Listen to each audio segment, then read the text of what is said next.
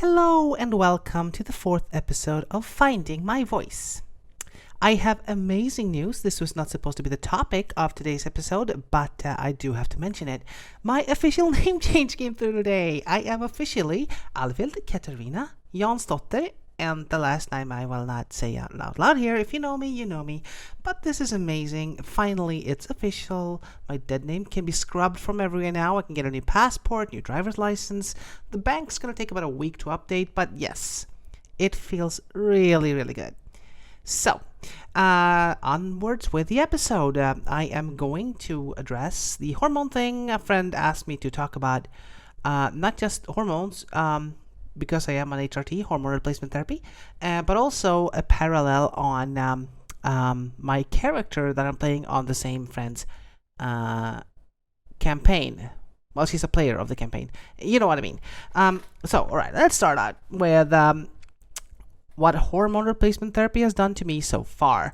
It's about 15 months now, and since you start on a low dosage and incrementally go up in dosage, it means it's gonna take a while before you see any proper effects. But I think the last 3 months, my dosage has been spot on, and 4 or 5 months before that, it was okay-ish. The first thing I noticed was, even before I got into the good range, my nipples got really sensitive, which is something I was prepared for. I just wasn't prepared for it being superhero level sensitive. Like I could feel the wind through a wall. Not really, but you know what I mean. It's just ridiculously sensitive. But that was just temporary. That was while the mammary glands were waking up. But that was really exciting. And after that, the first thing I noticed was my skin getting softer. That's also amazing. And body hair started thinning out and going away. Just fantastic. Everything's really good about that. Of course, there's some side effects that some would consider negative, but totally worth it, such as the loss of strength. Yeah, physical strength. That's very noticeable now. I cannot lift things that are as heavy. My fingers are weaker. My wrists are weaker. Opening pickle jars is a real challenge, and that's ironic because I've also developed cravings for pickles. Such a cliche, I know, but that's where it is. But it's all fantastic. I just love everything of it. And one of the most, it's hard to describe things, is what happened to the emotions. I was warned that my emotions would get stronger, that a commercial on TV would be able to make me cry, and my reaction to that warning was, but that already happens, So what's gonna happen to me if I already cry from commercials? But yeah, it is true. The hormones, I wouldn't say it made me more emotional. I've always been emotional. Remember in the second episode when I spoke about the role-playing experience in Westmark, I cried easily in role-playing, and that was before I started hormones. But what the hormones have done is kind of like my emotions. They haven't increased, but they've gone from black and white to color. They're richer. They're awesome. And some people say the highs are higher and the lows are lower, and that's certainly true. But even the lows are, I don't know, there's more life. Even the bad emotions have more life in them. I'm just more alive. And I'm sure that's not an estrogen thing. Universally, I'm sure trans men are happier when they, some trans men are happier on testosterone than estrogen. I'm just going the other way, and it's just fantastic for me. So yes, we have the skin, the emotions, the strength, and yes, breasts have started growing. They are not a very impressive size yet, but they are now impossible to, explain away in other ways. I do have prosthetic breasts that I use, but now the prosthetics and the real ones together are actually a little too big for what I was aiming at. But of course, without the prosthetics, it's too small. It's great first world problems to have, isn't it? Okay, so I've been on hormones for a while and I have seen changes, and they have been amazing to observe and share. There have been some other more intimate changes, which I will not talk about openly here. You'll have to get me drunk first.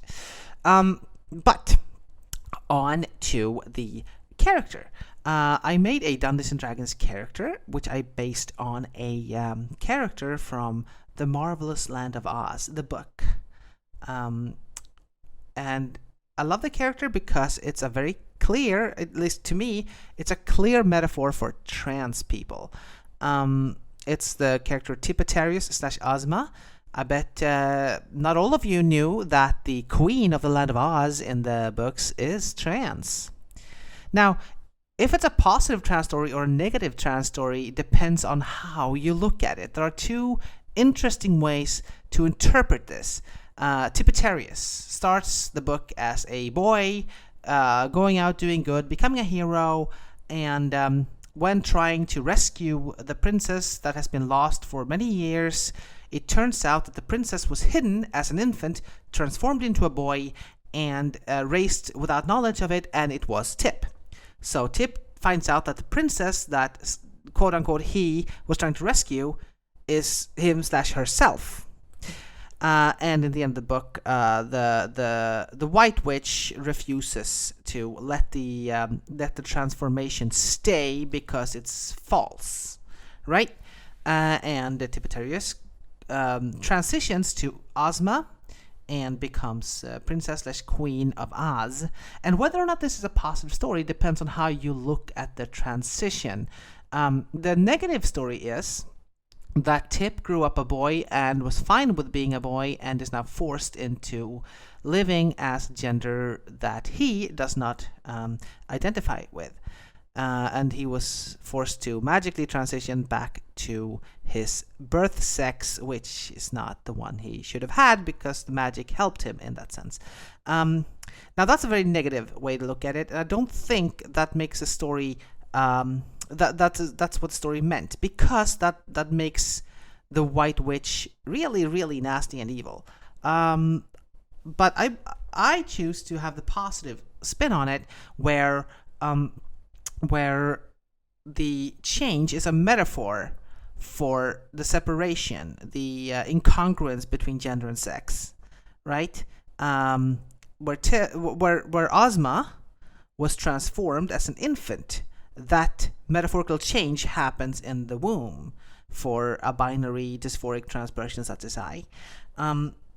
So we grow up, everyone telling us you're a boy, and it looks like we are physically. And then once we find out differently, we are able to move past that.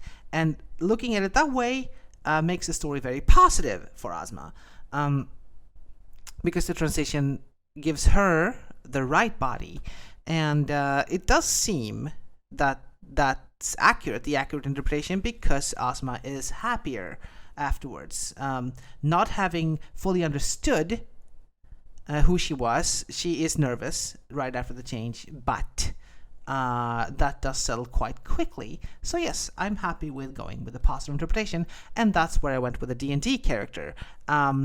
It's kind of the same story, but yeah, it's obviously not the same story around it. It's just the same backstory for the character who was kidnapped as an infant. She's a princess and then transformed, raised without knowing it, and then escaped from the witch, just like Tip did, and wanted to become a hero. Now, I played her. I'm going to say her even before the change, because in like meta, I always knew who the character was. I just started off playing her before the knowledge. She was an egg in trans terminology, someone who has not yet realized who she is. Right. And she grew up reading only storybooks, because I like the whole idea of, I took it from an Oz book, so yes. And it's kind of cute, because she kind of looks at the world as if it was a fairy tale, and we found together, the game master and the story that evolved, it gave her kind of a purpose, because there's a lot of corruption in royalty, but she's unaffected by this because she didn't grow up royal, and she grew up with fairy tales, which might not be a true reflection of the world, but they show us where we could be. She's overly positive and enthusiastic, but that just means that she's able to believe in the good changes. That's at least where we are now. Well, that's not exactly where we are right now, because right now in the game something kind of tragic has happened. So I guess we're gonna go into I'm gonna end this episode with a sad sonnet, so I might have to prepare you for that. But yes, the character of Septimer that turned out to always have been Princess Eleanor all along, using the name Sapphire given by her friend on the road to just, be undercover. I'm having so much fun with this character, by the way, because she's so, like, it's my happiest character. She's just so enthusiastic and bubbly, even before and after the change, the transition, as you will, if you will. And I'm gonna throw a picture on my blog. So if you read my blog, queencadius.com, you will be able to see that picture as well. The picture is of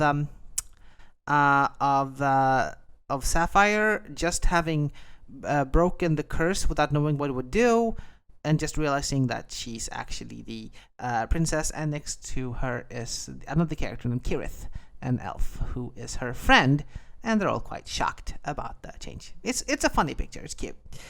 But yes, lately, in the last session, one character in the party had a tragic death, and that character has been in from the beginning.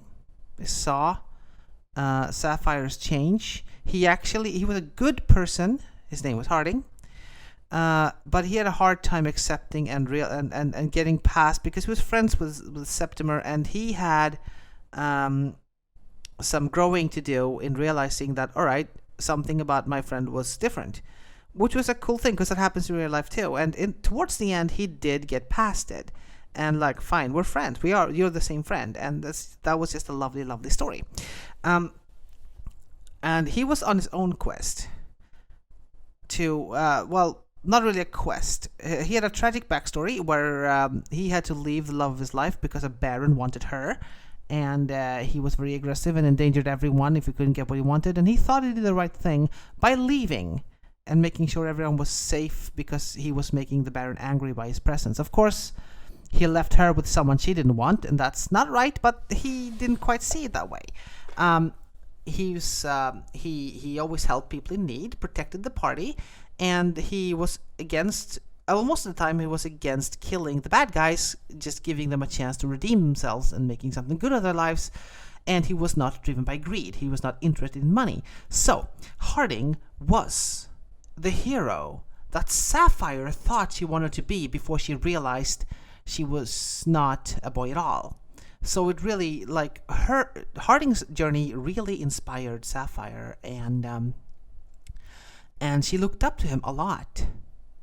So when he was killed by his nemesis, and his nemesis is still alive, by the way, now he's her nemesis, that was a very strong and very tragic moment. And because it's D&D, it's always possible to resurrect people if you do it quickly enough. We probably won't be able to because of the circumstances.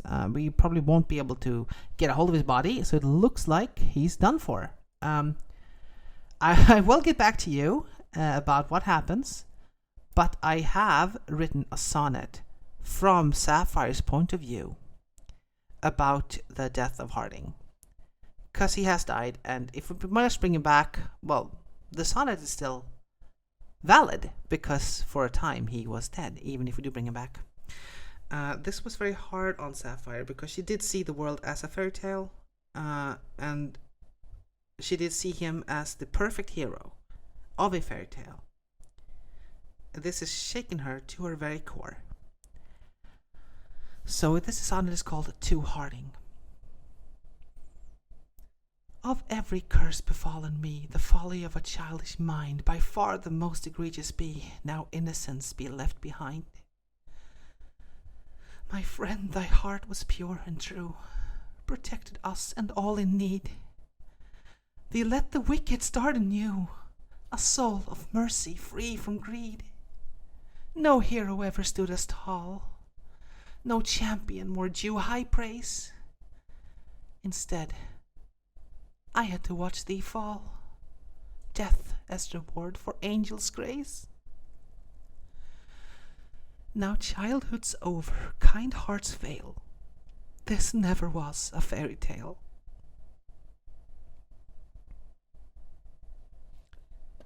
Yeah, that's wow, sorry. So that was hard on Sapphire. But we'll see. Maybe a miracle will happen. And so that was how I relate to my own personal journey with hormones to my character of Sapphire, because she went through the physical change as I am slowly doing as well, and I bring that up in play, which is fun because I am using my own experience. Can you imagine doing that? Like, just going on hormone therapy to inform your role playing. Well, no, that's not exactly what I did, but it was a great little opportunity to bring something like that into role play. And yes, that was fun. And I'm still very giddy about my name change. So this is Alvil Katarina Jonsdotter signing off. I'll see you next time. Goodbye.